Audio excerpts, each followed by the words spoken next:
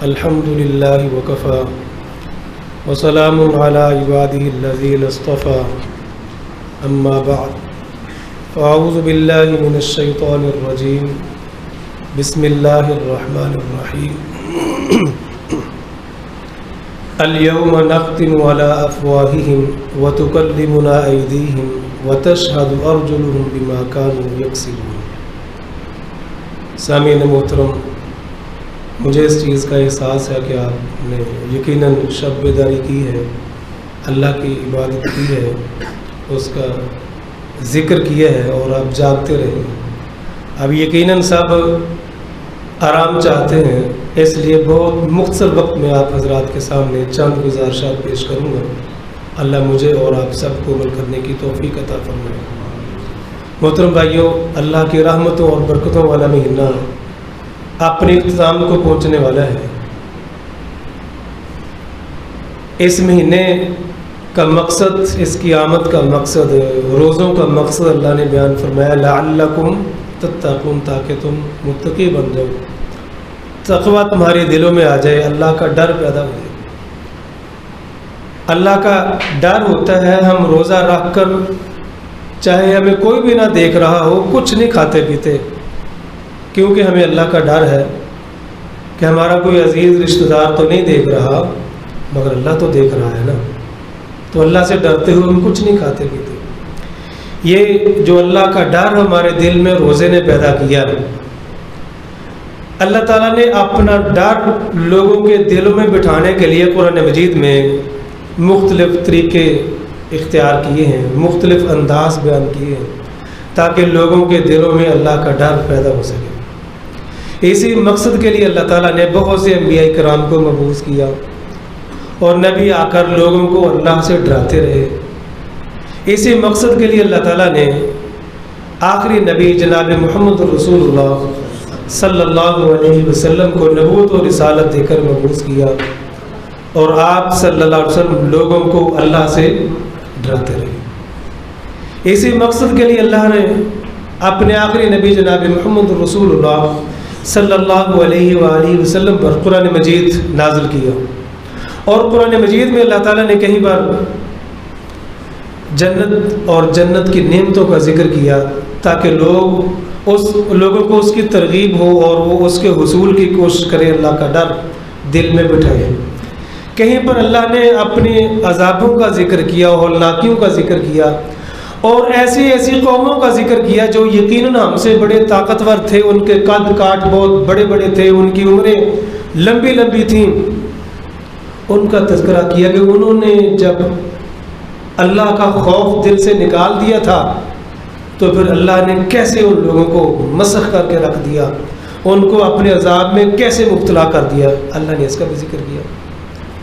تو یہ مختلف انداز جو بیان کیے گئے ہیں، ان میں سے ایک انداز آپ حضرات کے سامنے بیان کروں گا چند منٹ میں، اور وہ یہ کہ اللہ نے اپنا ڈر لوگوں کے دلوں میں بٹھانے کے لیے، لوگوں کو گناہوں سے بچانے کے لیے ایک طریقہ اختیار کیا اور لوگوں کو یہ تصور دیا کہ تم اکیلے اور تنہا نہیں ہو، کیونکہ بندے کی فطرت ہے، انسان کی یہ فطرت ہے کہ وہ جرم اس وقت کرتا ہے جب سب سے چھپ جاتا ہے۔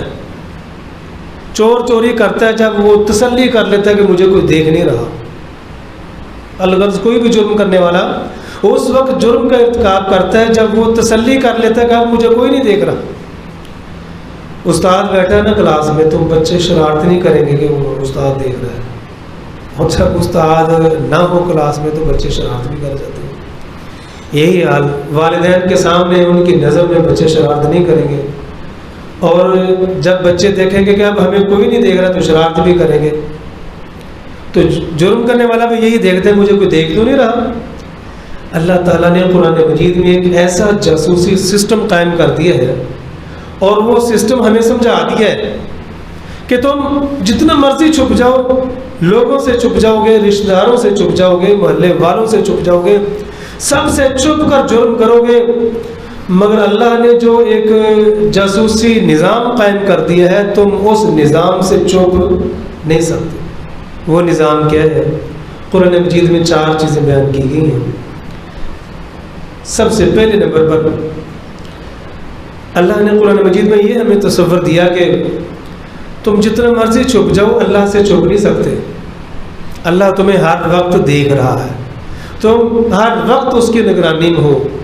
اور کئی جگہ پر اس کا تذکرہ بھی اللہ نے کیا، فرمایا الم تر ان اللہ یعلم ما فی السماوات و ما فی الارض، کیا تم جانتے نہیں کہ اللہ سب کچھ جانتا ہے، جو کچھ زمین و آسمان ہے سب کچھ جانتا ہے۔ ما یکون من نجوا ثلاثۃ الا هو رابعهم، کہیں پر چھپ کر 3 لوگ کوئی پلاننگ کریں، کوئی منصوبہ بنائیں چھپ کر سب سے، اللہ فرماتے ہیں وہاں پر چوتھا میں ہوتا ہوں۔ جہاں پر 4 لوگ اکٹھے ہو کر کوئی منصوبہ بنائیں گے اللہ فرماتے ہیں 5واں میں ہوتا ہوں۔ جہاں 5 لوگ اکٹھے ہو کر کوئی خفیہ بات کریں گے اللہ فرماتے ہیں تم کیسے یہ سوچ رہے ہو کہ ہم خفیہ طور پر سب سے چھپ کر یہ منصوبہ بنا رہے ہیں، اللہ فرماتا ہے 6واں وہاں پر میں ہوتا ہوں۔ یہ تو مثال کے لیے ایک تعداد بتائی نا، فرمایا تمہاری تعداد جتنی مرضی زیادہ ہو یا جتنی مرضی کم ہو، وہاں پر 1 کا اضافہ کر لیا کرو کیونکہ میں تمہیں دیکھ رہا ہوں۔ ہم ہر وقت اللہ کی نگرانی میں ہیں۔ ہم دنیا والوں سے چھپ سکتے ہیں، اللہ کی ذات سے چھپ نہیں سکتے۔ یہ تصور اللہ نے قرآن میں ہمیں دیا تاکہ جرم کرنے والا رک جائے کہ میں لوگوں سے تو چھپ کر جرم کر رہا ہوں مگر اللہ سے تو نہیں چھپ سکتا۔ دوسری چیز جو اللہ نے سمجھائی ہے ہمیں قرآن مجید میں، جو ہماری نگرانی کر رہی ہے، وہ ہے کرامن کاتبین، 2 فرشتے اللہ نے ہمارے کندھوں پر بٹھائے ہوئے ہیں، اور جتنی تعداد ہے نا لوگوں کی اس سے ڈبل تعداد ہے ان فرشتوں کی۔ اگر 1 کروڑ لوگ ہوں تو فرشتے کتنے ہو جائیں گے؟ 2 کروڑ، ایک دائیں کندھے والا ایک بائیں کندھے والا، اور وہ ہر وقت ہماری ہر حرکت کو نوٹ کر رہے ہیں اور ہمارا ایک رجسٹر تیار کر رہے ہیں۔ روز قیامت یہ رجسٹر سامنے آ جائے گا، بندہ دیکھ کر کہے گا کہ مالی حاصل کتاب، تو کیا ہو گیا اس کتاب کو؟ لا یغادر صغیرۃ ولا کبیرۃ الا احصاها، نہ اس نے چھوٹی بات چھوڑی ہے نہ اس نے کوئی بڑی بات چھوڑی ہے۔ جو کام میں نے چھپ کر کیا تھا وہ بھی لکھا ہوا ہے، جو میں نے سامنے کیا تھا وہ بھی لکھا ہوا ہے، جو میرا چھوٹا جرم تھا وہ بھی لکھا ہوا ہے، بڑا جرم بھی لکھا ہوا ہے۔ مال حاضر کتاب، اس کتاب کو کیا ہو گیا؟ تو یہ کتاب ہم سب کی تیار ہو رہی ہے یا مخصوص لوگوں کی تیار ہو رہی ہے؟ یہ ہم سب کی تیار ہو رہی ہے۔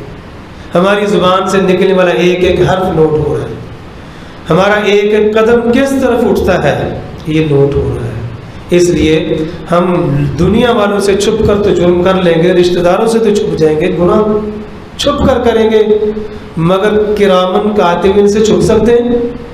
اللہ نے یہ تصور ہمیں دیا کہ تم یہ فرشتے تمہاری نگرانی کر رہے ہیں، یہ نامہ اعمال تیار کر رہے ہیں، تم ان سے چھپ نہیں سکتے۔ تیسری چیز اللہ رب العزت نے جو ہمیں سمجھائی، فرمایا کہ یہ جو ہمارے اعضاء ہیں نا، آنکھیں، کان، ہاتھ، پاؤں، یہ بھی ہماری نگرانی کر رہے ہیں۔ اللہ نے ان کے اندر بھی ایسی قوت اور صلاحیت رکھی ہوئی ہے، یہ ہماری ہر حرکت کو نوٹ کر رہے ہیں، ہماری ہر بات کو نوٹ کر رہے ہیں۔ ہم سمجھتے ہیں یہ آنکھیں میری ہیں، ہم میں سے ہر شخص کیا سمجھتا ہے یہ آنکھیں میری ہیں؟ پتہ اس وقت چلتا ہے جب ان کی بنائی کم ہو جاتی ہے کہ یہ میری نہیں تھی، یہ مجھے کسی نے دی ہوئی ہیں۔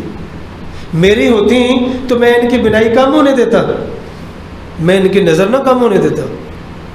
بندہ سمجھتا ہے یہ کان میرے ہیں، پتہ اس وقت چلتا ہے یہ میرے نہیں ہیں جب قوت سماعت کم ہو جاتی ہے، اعلیٰ سماعت لگانا پڑ جاتا ہے، سننے کے لیے آلات کا استعمال کرنا پڑتا ہے، پھر پتہ چلتا ہے یہ کان میرے نہیں تھے، مجھے کسی ذات نے دیے ہوئے تھے۔ تو جس ذات نے یہ اعضاء دیے ہیں اس کی مرضی کے مطابق استعمال کرنے چاہیے یا اپنے سمجھ کر اپنی مرضی کے مطابق استعمال کرنے چاہیے؟ کیا خیال ہے؟ جس ذات نے ہمیں یہ اعضاء دیے ہیں اس کی مرضی کے مطابق استعمال کرنے چاہیے۔ تو یہ اعضاء بھی ہماری ہر حرکت نوٹ کر رہے ہیں۔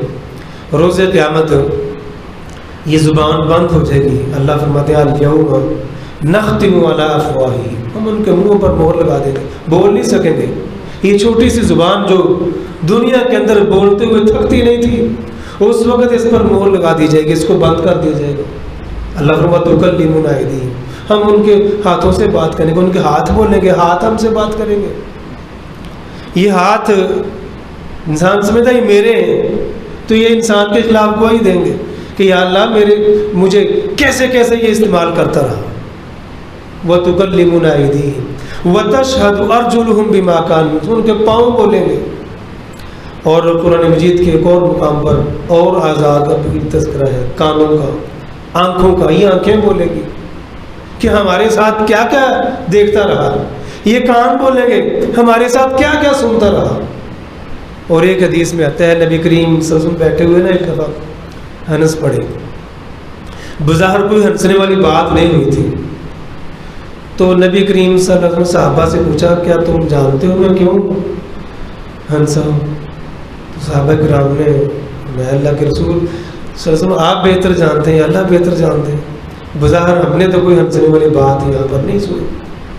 تو آپ صلی اللہ علیہ وسلم نے فرمایا کہ مجھے آدمی کی اس بات پر ہنسی آئی جو یہ اللہ سے کہے گا روز قیامت۔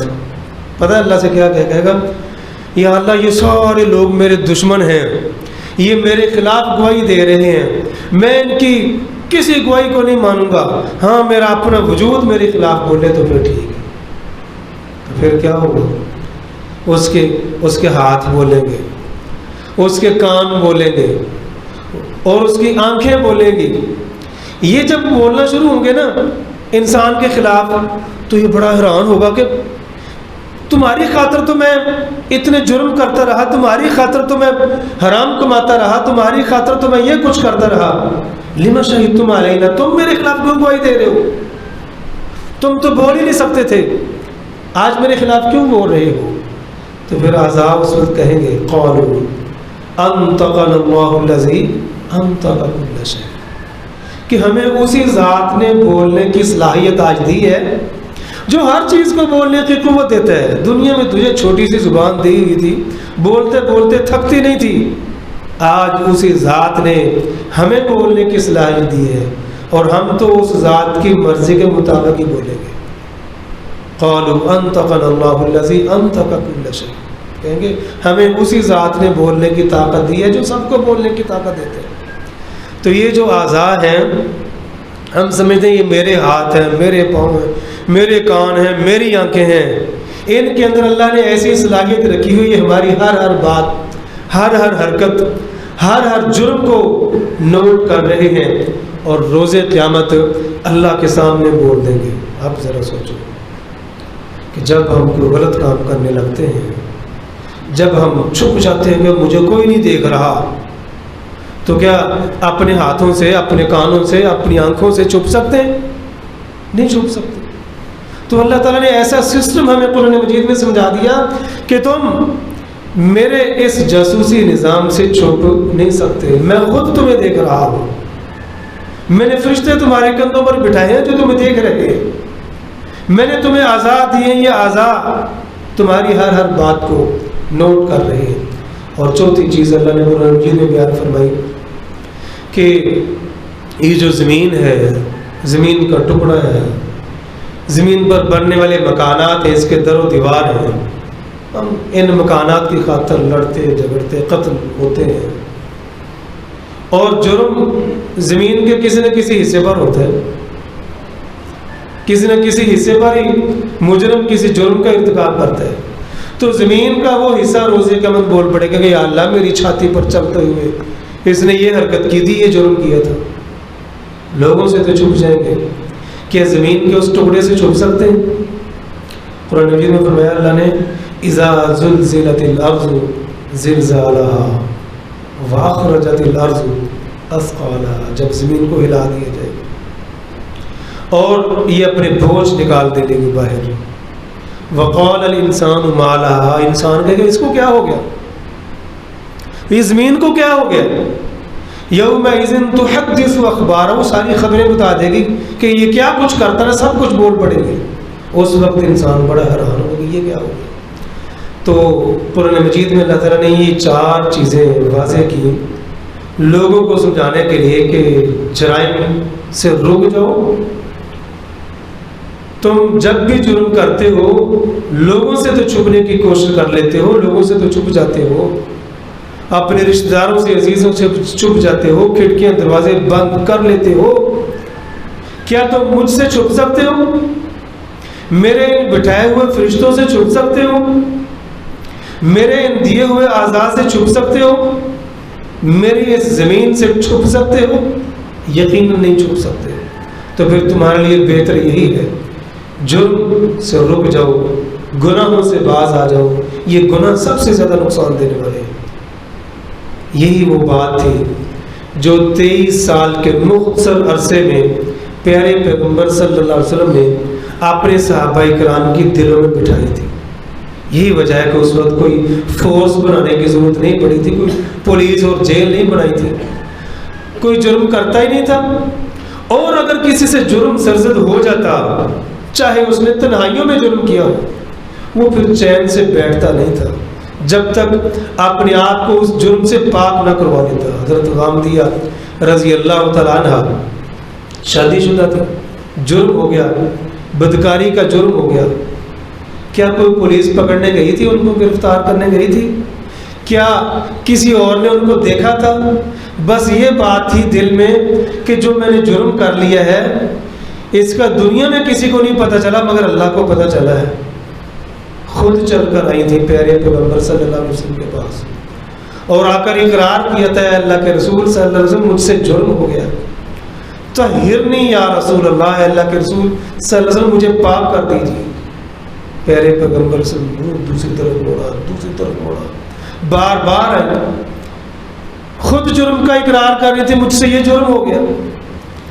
اللہ کے رسول صلی اللہ علیہ وسلم نے کہا کہ چلیں جب یہ بچے کی پیدائش ہوگی پھر آنا, کہ ہو سکتا ہے یہ کہیں چلی جائے یا چھپ جائے بعد میں. بچے کی پیدائش ہوئی, پھر کہا جی ابھی بچے کو آپ کی ضرورت ہے, اس کی کفالت کرو, جب یہ بڑا ہو جائے پھر آ جائے.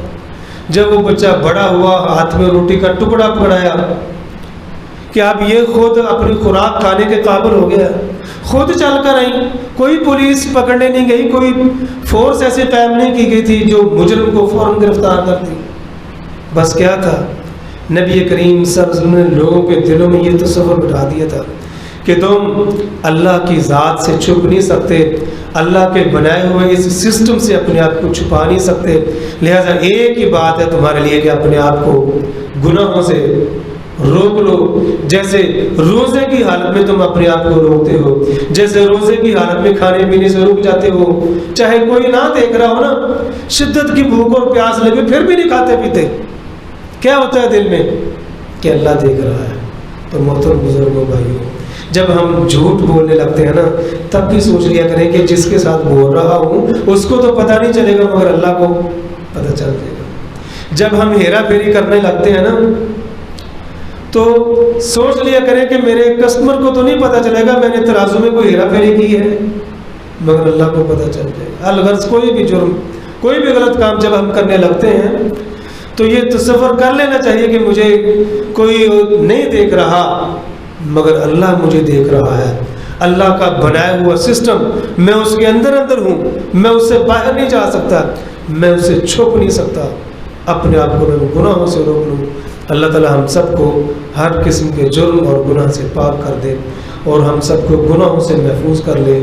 اس رمضان کو, اس کی برکتوں کو ہمیں سمیٹنے کی توفیق عطا فرما دے. آمین.